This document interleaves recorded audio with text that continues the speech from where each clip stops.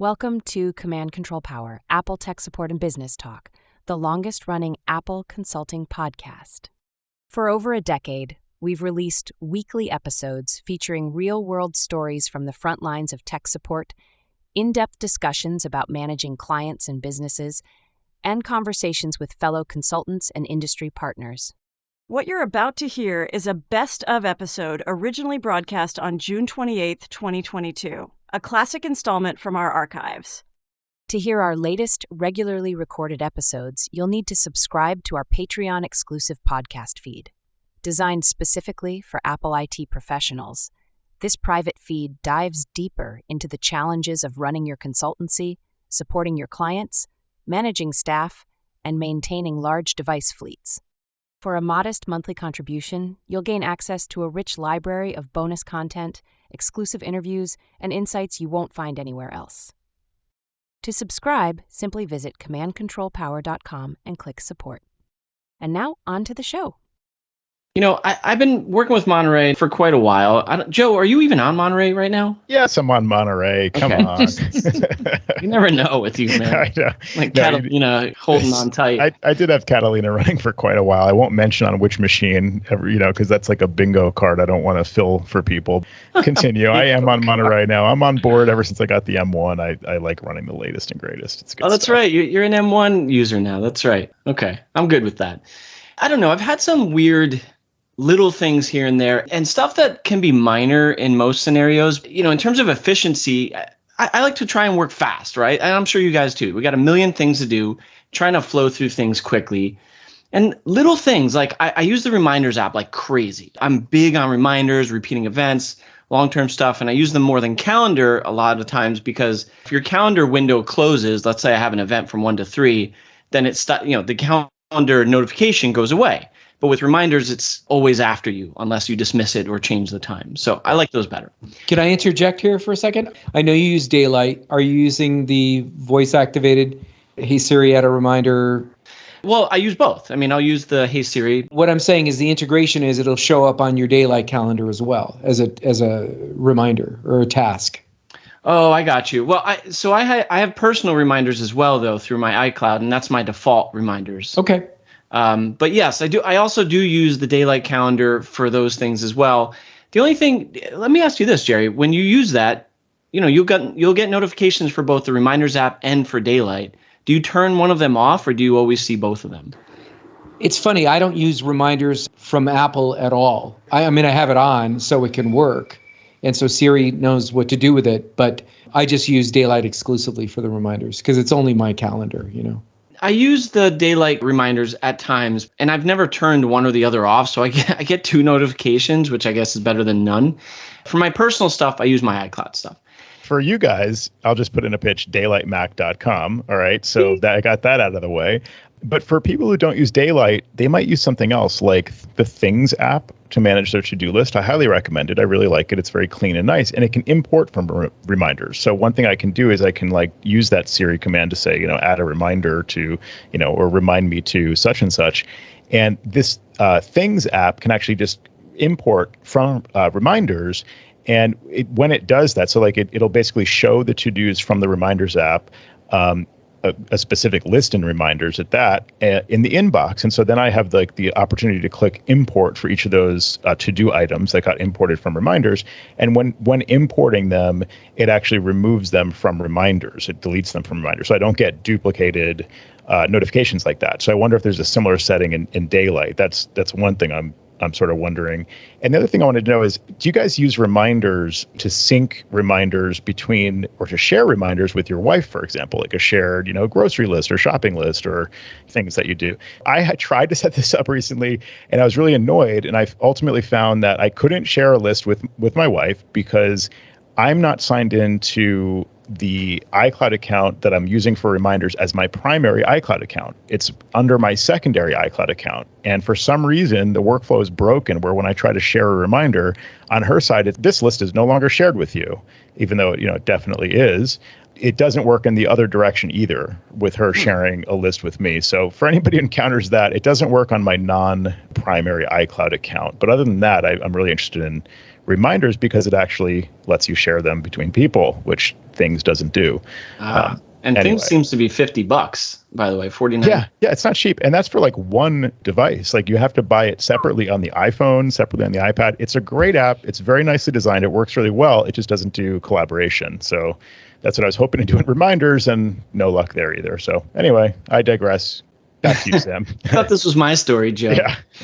I'll keep it in the back burner because $50 is a steep price for me to pay for reminders. And I do like what reminders does already. And since I use my main iCloud account, I can sync that with my family.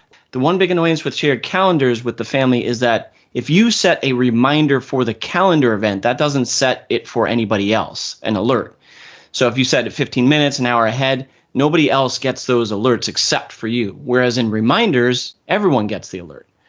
So I don't know why that is, but that's a major functionality that we need, because I'll set up like a recurring event for my son to go to an event every week. And then my wife's like, oh, I didn't know I was supposed to do that, because she never got alerted to that, even though I put it for like 2 hours before.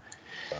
So anyway, that's an annoyance. Second of all, with Monterey, for whatever stupid reason, like when you go to select a time in an event, in a reminder, and you can put in, 8:30 p.m. or something like that. What I would always do is just tab to the minutes, and I tab to the AM, PM, and I quickly get it across. And that has gone away, this tiny, tiny little thing that probably no one even notices, and that helps me work fast. Now I can't tab between the hour, minute, and time of day. And so if I tab through, it takes me somewhere else in the reminders, and it goes into the search bar. So I don't know why that started happening to me, but it did, and it's frustrating as all hell. So that's annoyance number one, which I'm sure no one experiences except for me, because I get these weird little things. The other one, though, that was happening to me intermittently, but I couldn't figure out why, is that sometimes my notifications weren't appearing. Upper right-hand corner, notifications should appear with whatever events are happening. So some days it would be there, some days it wouldn't be. Yesterday, it just wasn't there all day, when I was very surprised, so I was missing out on things. I wanted to throw it out there as a pop quiz if you guys had any thoughts as to why they would intermittently, notifications would not show up. Specific focus, like a work focus or something like that? That's what I thought. That would be the smart choice. It didn't turn out to be that, but it does have something to do with the way I work. I actually looked it up, and it was in my notifications, or notifications in focus. So, Joe, I guess I'll go with something there because you said focus, but at the bottom, it says allow notifications when mirroring or sharing the display. Now, my Mac is in clamshell connected to an external display, which I didn't think would qualify necessarily for that, but it was off. Interesting. Someone just drove past that high speed. I live in the ghetto. You guys say I live in the castle. I don't. I'm in the hood. That was a low-flying jet, actually. Yeah. That kind of didn't make sense to me. I'm not mirroring or sharing the display. I do have an external monitor. And why would that intermittently turn on? Okay, I have a guess now. Well, maybe not. I mean, this still shouldn't work this way, but maybe if the monitor is presenting as like a presentation display of some sort, like as a projector, so maybe if it's connected over HDMI, they think you're on some big screen TV or on a projector, as opposed to like connected by DisplayPort. Doing a lot of Zooms. So maybe Zoom, I'm not sharing this display, but I am on a video conference where you can. I don't know if that's triggering it, Interesting. The whole point of reminders is to be reminded of things. And you resolved it by selecting. So system preferences, notifications, and focus. And then at the very bottom, it says allow notifications when mirroring or sharing the display. I think Joe's right on target with that. That's safeguarding you if you're doing presentations and you don't want the reminder to pick up the jelly and the whipped cream to come up. You know what I'm saying? Definitely don't want that.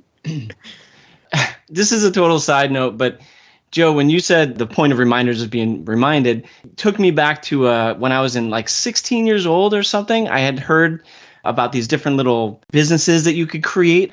I put an ad in the paper for a reminder service because we didn't have smartphones back then or anything like that, where you could call me up. I would take note of your reminder and then call you at that time to remind you that that event was happening. I love that. That's entrepreneurial Sam from his teenage years over here. Sam, were you inspired by the Don LePray commercials to sell tiny little classified ads? Placing tiny classified ads in the newspaper. one tiny classified ad in the newspaper that makes just $30 to $40 profit in a week, it could make you a fortune. It could have been something, I probably don't remember, but it could have been something like that affected me and inspired me to do something like that. He was this multi-level marketing guy who was just like all over the TV. And he went to jail. He didn't have a very successful life. I think they got him on wire fraud, mail fraud. Oh my God. Yeah, I do remember him. I just looked him up on Wikipedia. That's the dude. Yeah, I think he probably inspired me to do this little crappy idea. So you never got arrested for doing this service then? I didn't, and nor did I really make any money from it. So there you go. See, Joe's too young to remember those television spots. That one does not sound familiar to me. It's probably just maybe before my time. But you were still in swaddling clothes. Right. You were just a babe in arms. How could you remember? Exactly. Sam, you mentioned clamshell mode, just to kind of spin off of that for a minute. And then I know you want to maybe continue with the Monterey gripes there. We had an issue with a client, machine whose backups weren't running successfully. And we said, you've got to leave the Mac open overnight. It's got to be plugged into power and left open. I don't know how clear I can be about this. Like open, it's a laptop and leaving it open, right? Turns out her backups are not completing. We can't figure out why. We go to troubleshoot the thing. And I'm like, she must have closed it. I'm in Adigy, the machine is available, but then it goes offline. And then it's available, then it goes offline. So I'm thinking maybe it's closed, or maybe she's opening and closing it. But either way, it's going offline. So this could be part of the issue. So I looked up these commands, and I learned a lot through troubleshooting this. You can see the scheduled events of like when a machine goes to sleep or wakes up, if it's scheduled to do that. You can see the sleep-wake events and reasons. So there's commands to do that. Maybe I can send these over to you, Sam, and you can include them in the show notes. There's also a command to see if the lid is closed. So meaning, is it in clamshell mode? And it's like an IO-reg command, Apple clamshell state, -D, blah, blah, blah. And, you grep that for the answer and whatever. And like, it'll say like it's currently in clamshell mode or not.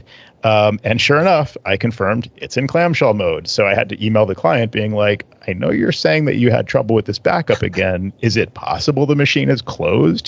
Like even though we've had this conversation 50 times, it was interesting to be able to detect clamshell mode. And there's other reasons why you might want to do that. For example, if a client says their microphone's not working, the built-in mic will not work in clamshell mode. As far as I know, I think on modern Macs, there's like a hardware disconnect where the mic is actually just disconnected, turned off when it's in clamshell mode. So even if you wanted to use the mic, the built-in mic, you can't when it's in clamshell mode, probably for privacy, I guess.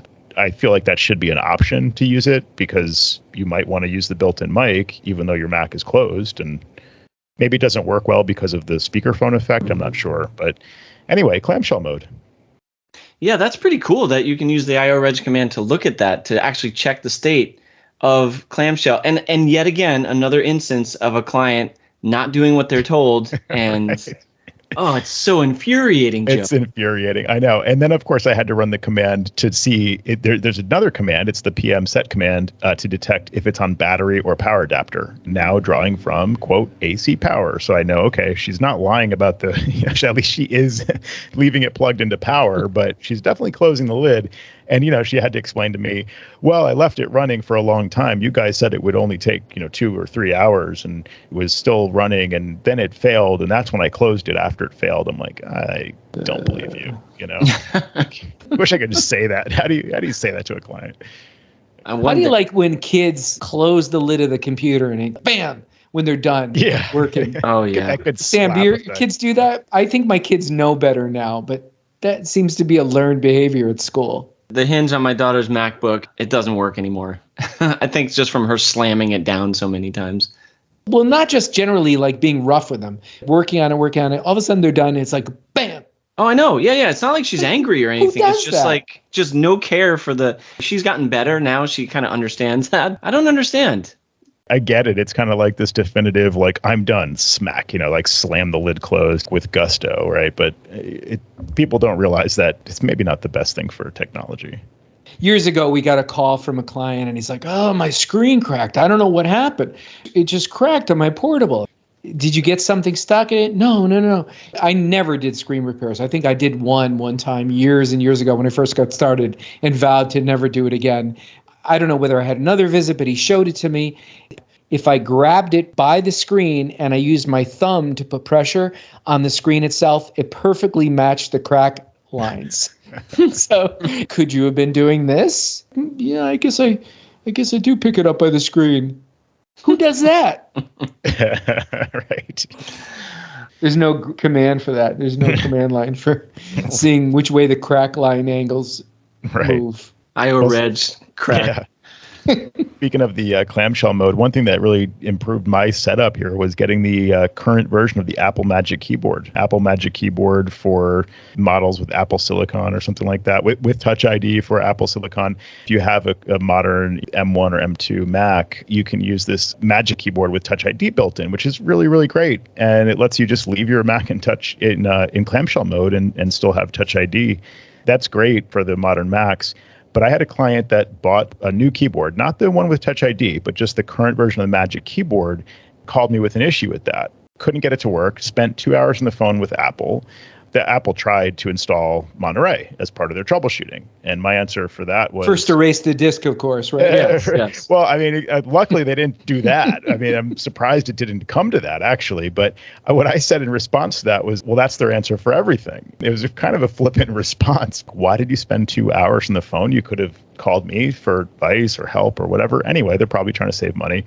The issue is kind of an I should have known this, because I started looking into it, and the client actually pointed out one major clue, which was that in the keyboard preferences, they didn't have the option to toggle use F1, F2 as function keys, versus like the media functions. That is a really good clue. That may mean that, something about compatibility or, it's not being recognized as like the keyboard that it is.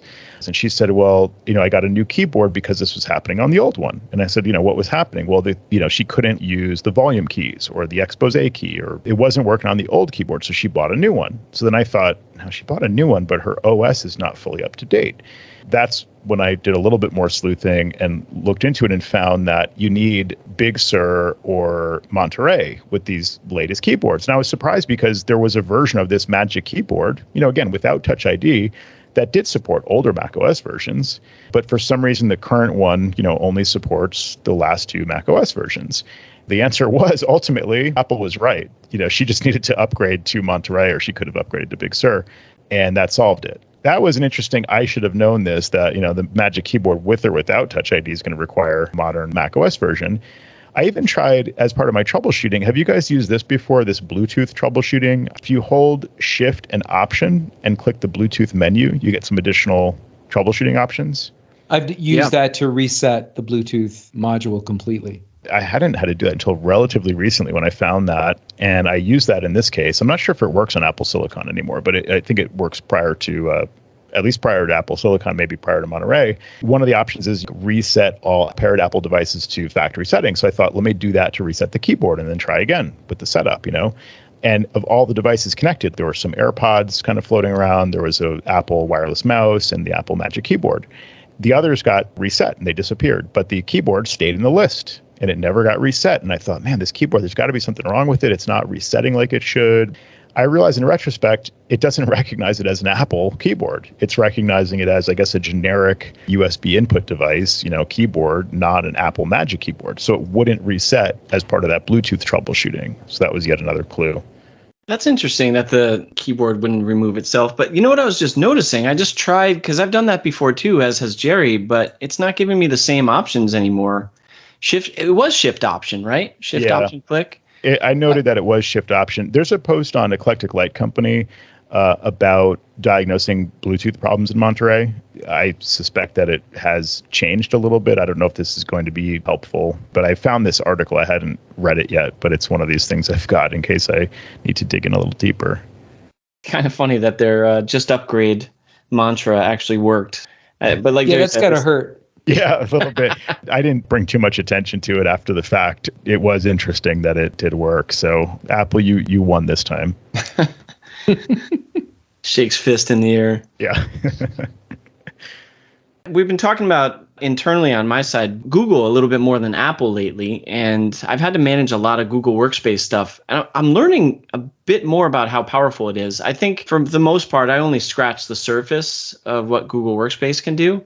One of the reasons why I had to get in there, which was actually a terrible reason was to manage an Android. And I'm holding it in my hands right now as I'm talking about it, just in disgust. But I had to get this device somehow enrolled in Google, and it wasn't working. And I knew nothing about it. Like, Google has their own MDM functionality that you can actually enroll macOS and iOS devices too, but this was in particular for an Android.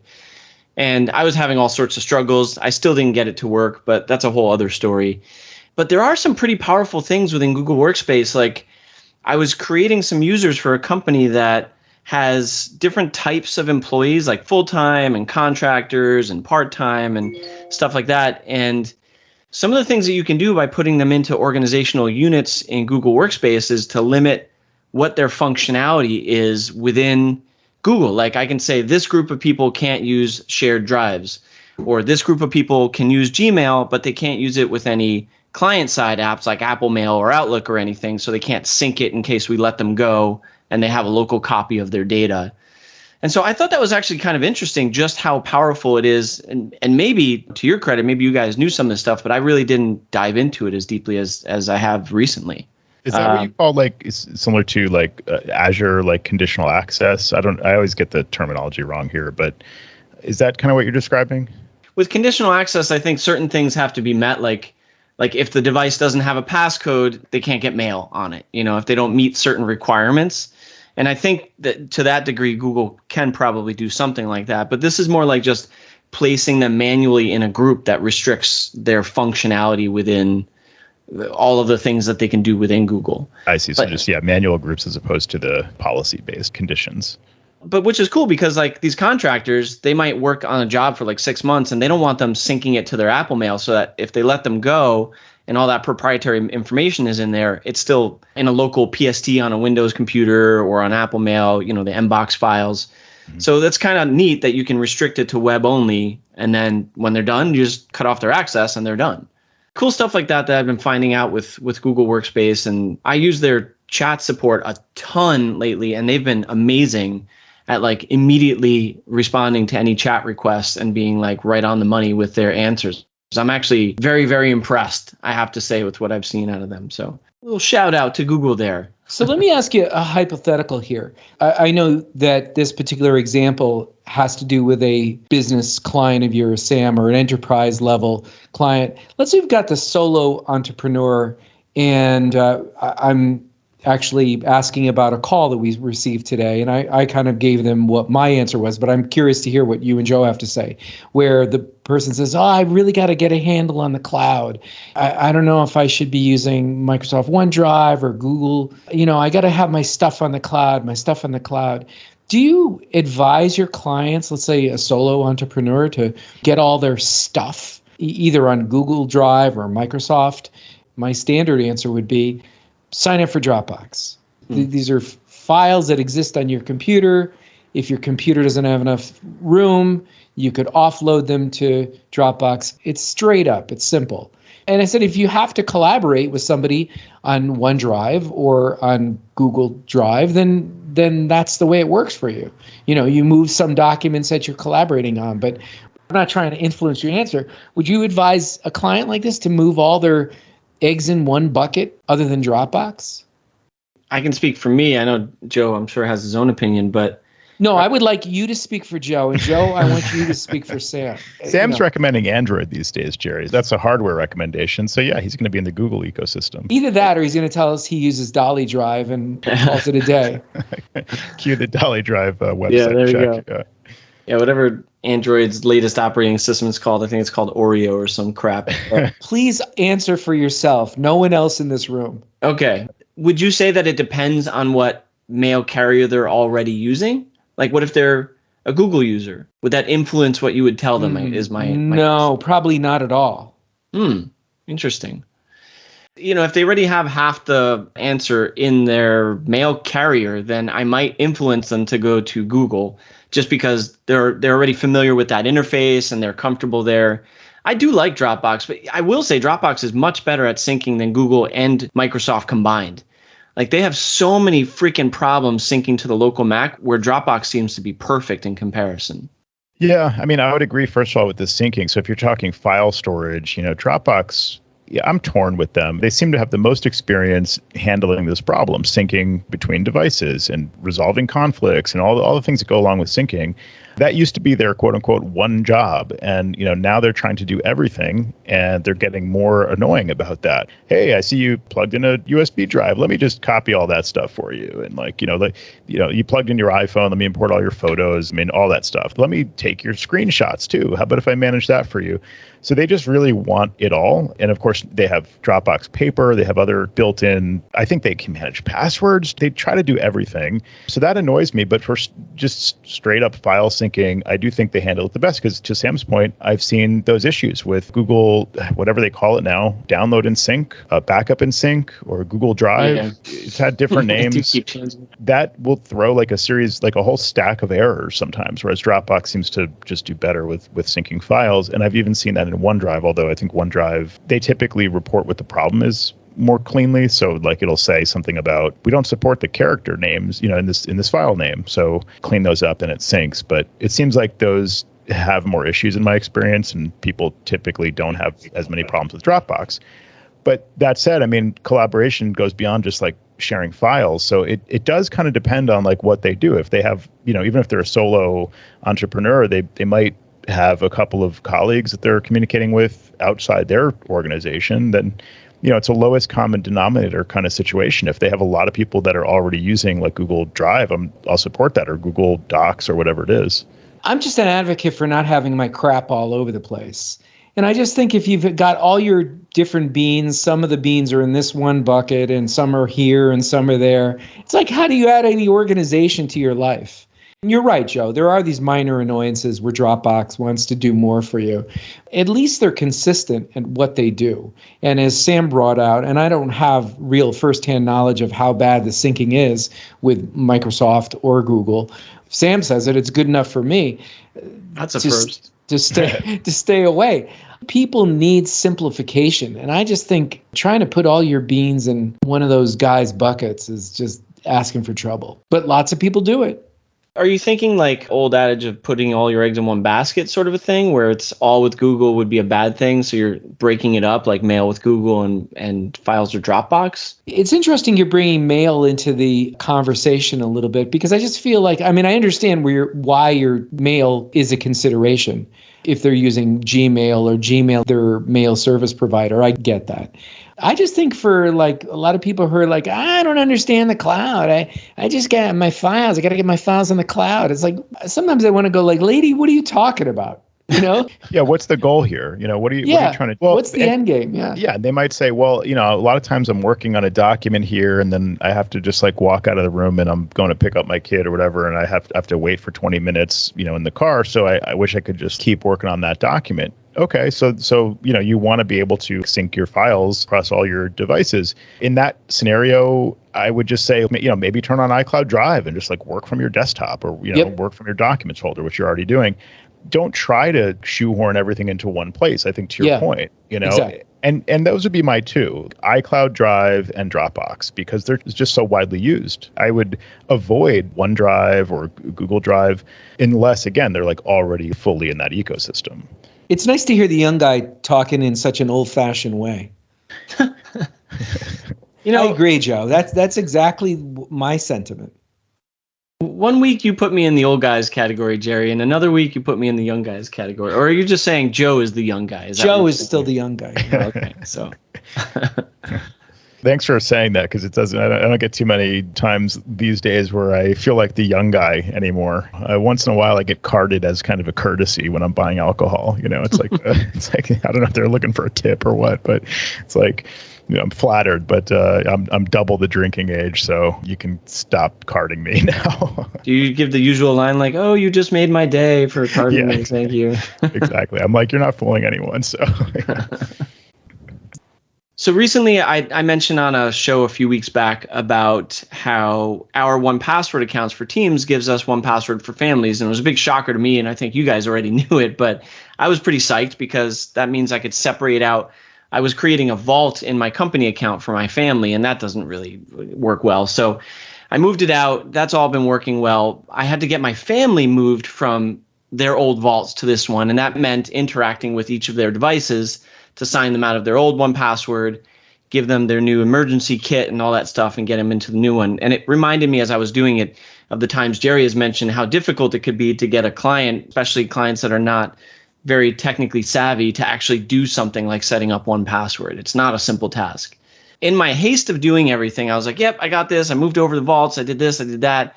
I deleted all my family members' accounts from my HCS account and created them in my 1Password for families. And so I added them back into mine, and we got the shared vault going and everything looked good. And then my wife's like, where's my stuff? What? I had some stuff for school logins and little stuff like that. I'm like, oh, that wasn't in the shared vault? And she's like, no. Oh, man. So I think I texted you guys at one point. I'm like, hey, is there a way to retrieve a deleted 1Password account? I had accidentally deleted my wife's private vault from 1Password because I removed her account from my HCS team. And there was no getting that back. Oh, no. But thankfully, it wasn't the end of the world, because a lot of the stuff that we share is the important stuff. But it was a few of her work logins that she had to go to school and reset her passwords and stuff. I had to make dinner that night and make all nice, but she got over it fairly quickly. But just a word to the wise, don't move that fast. So even if you knew the password, there's no way to get into that encrypted vault, the old one, right? The backup that it makes on your computer? Yeah, well, she only had it on her mobile.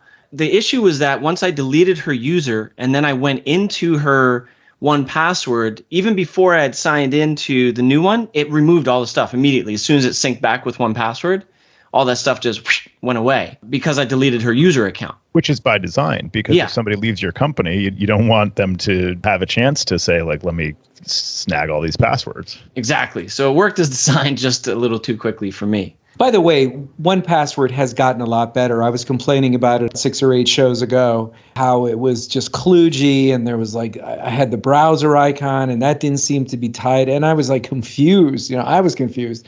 But whatever they did, it works a lot better now. When you have to add the 2-factor, call up a 6-digit code, that seems to be a lot smoother now. So I'm smooth sailing. How about you, Joe? I know you had the same issues.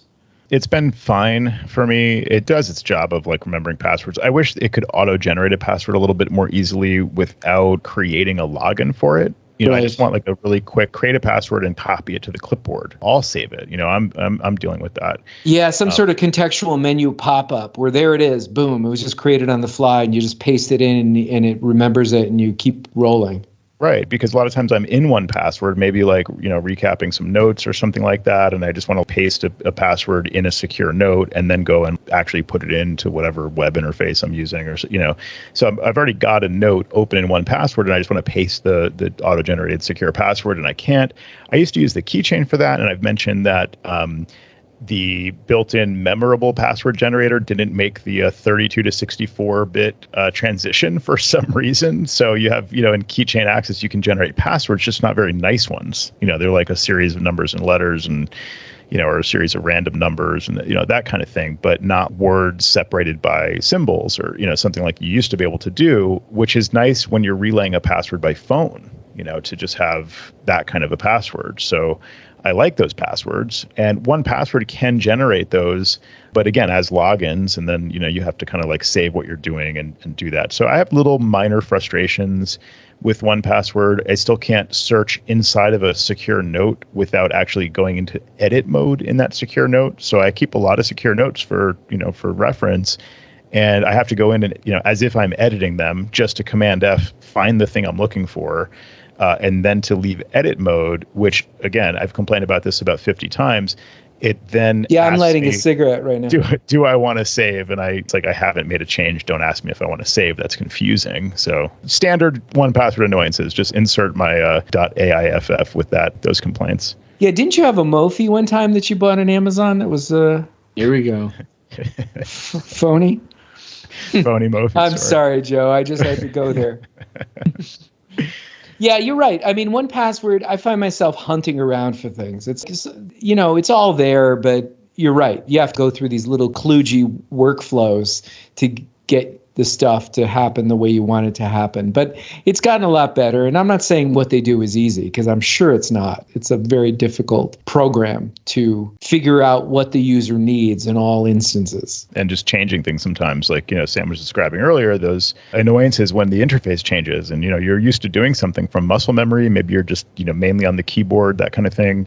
When they make some kind of change like that, they can justify why they think it's better. It's just annoying when you're in the habit of doing things a certain way. It's like, why are you changing this on me arbitrarily? Or at least it seems arbitrary to me. Or it seems like a bug, which is even worse. It's great to recommend. Now, the thing is, the built-in iCloud keychain password manager in Safari, or now built into system preferences on the Mac, and of course, settings, passwords on the iPhone. I haven't given this spiel in a while, but this is something that, is really effective for people. So I typically don't recommend 1Password unless they insist on using multiple browsers. Like if they, for whatever reason, want to use Chrome on their Mac and Safari, or more than just for like maybe Google Docs, more than just for Gmail. They really want to like use that as their primary browser, or equal to Safari, or they have a Windows PC, or they're just multi-platform in general with its own need to support that. That's great for 1Password. They have plugins and extensions and apps and whatever for all the different platforms and browsers. So that's fantastic. Whereas, of course, iCloud Keychain is great if you're just embedded in the Apple ecosystem. The other reason I'd recommend 1Password, of course, is for sharing, among team members or family members, which iCloud Keychain doesn't yet do. So whereas I used to recommend 1Password to a lot of even just like residential users, I don't recommend it that often because it is a little bit more to set up, whereas iCloud Keychain is like a checkbox, and that's pretty much it. Like you said, that's more like if you're embedded just with the Apple stuff, right? So it has limitations there. Yeah. I like the Google. Does the Apple stuff work with the Google? Well, as I've mentioned, you can import into Safari. You can import your passwords. So that's really nice to be able to do that, and import from Google. So you help them make that transition. And I'm pretty good at convincing people, like, you will really want to use Safari for battery life. I'm repeating myself again, but I think it's really worth standardizing on something that's easy for people to use and easy for us to support. Yeah, but dude, Safari has been really pissing me off lately on my M1 still. I definitely have to reboot at least once a week in order for it to be responsive. But the last week or so, it's been like every other day, Safari stops loading sites completely. Have you turned off the private IP tracking? Because that does have an effect. I actually haven't. I can. That has an effect on it? Yeah, I had a client and he was moaning the blues and he couldn't load CNN or New York Times or something like that. And as soon as I unchecked that, everything was good. So it only affects Safari. That's interesting. Yeah. Yeah, very much so. That is very, very interesting. So there's two places to do that in theory. In practice, I've found that you have to actually use the iCloud preferences to turn it off. So we're talking about Private Relay, which has the preferences point out. I'm not talking about that. I'm talking about in Safari, under Privacy and Preferences, turn off website tracking, prevent cross-tracking, uncheck that box, and maybe uncheck hide IP address and see how. But I can tell you that'll fix it, Sam.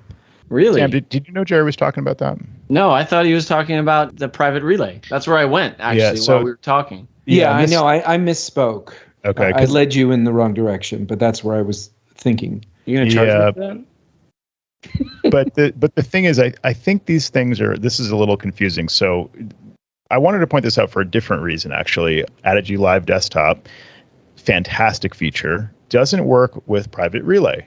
Because the issue is, like, let's say you're in Safari and you're on the Adigy website initiating the screen sharing connection to one of your client's Macs using Adigy Live Desktop. Then the connection opens in the screen sharing app on your side, obviously. But Safari masks your IP address. So, if you're using Private Relay, and I'll get to the kind of like subtle distinction I want to make here, but Private Relay masks your IP address.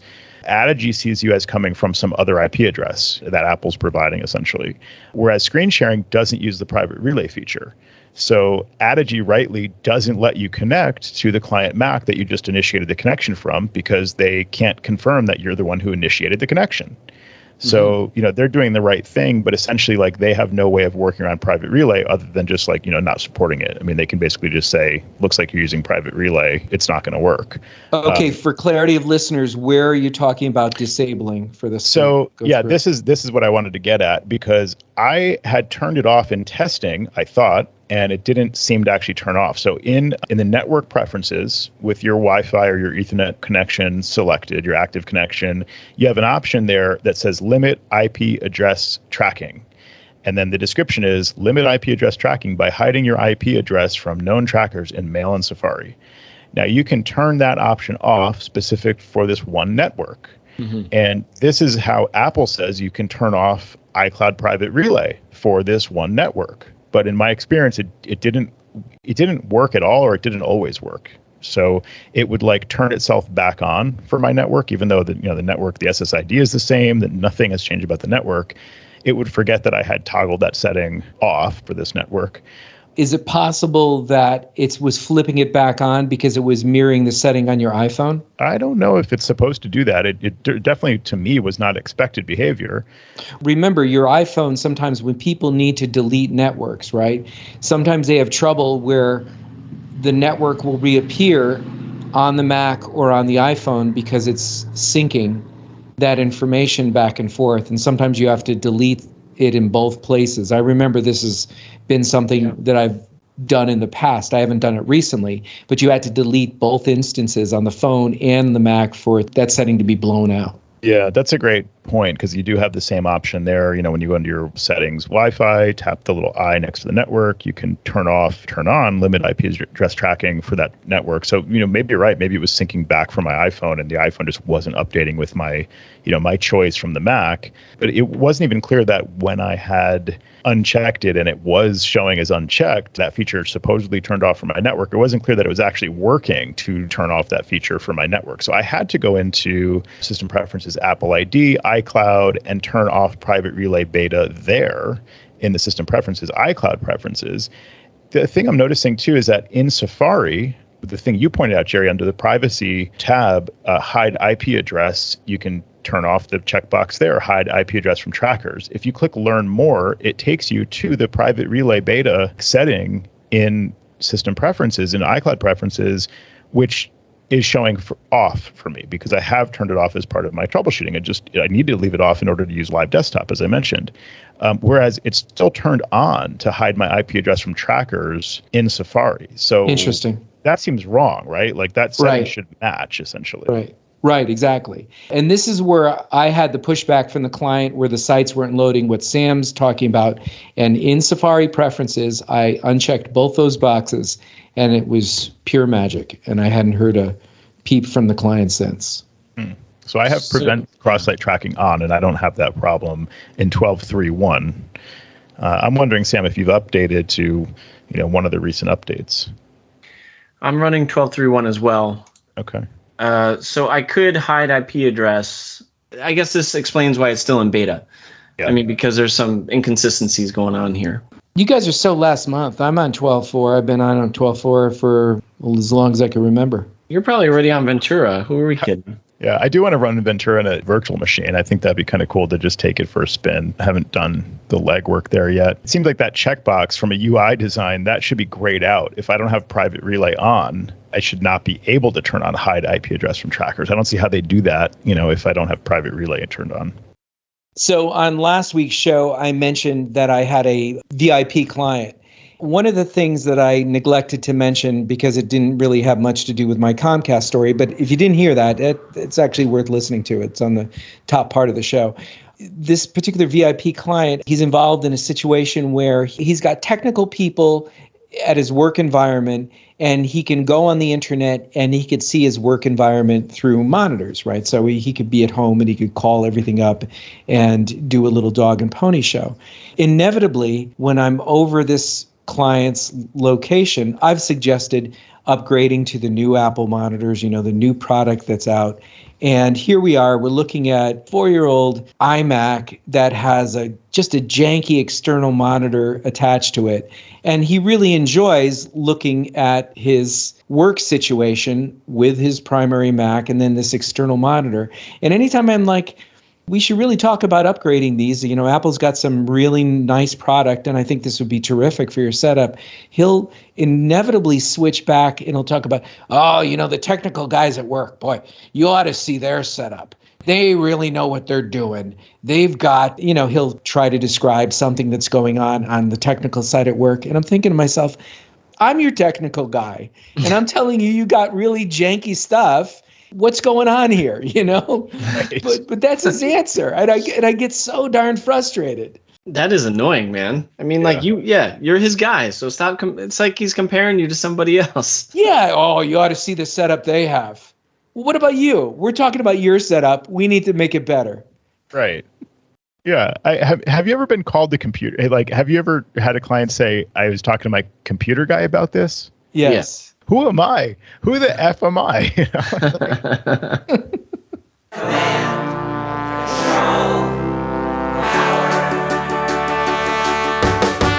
Jerry does his voices of customers of all kinds. Am I on the cloud? Joe spins his deeply detailed yarns all the time. I have a whole story about this. Sam is on the road again, phoning in from a hotel. At least we know where I am. Half a century combined of Apple expertise right now.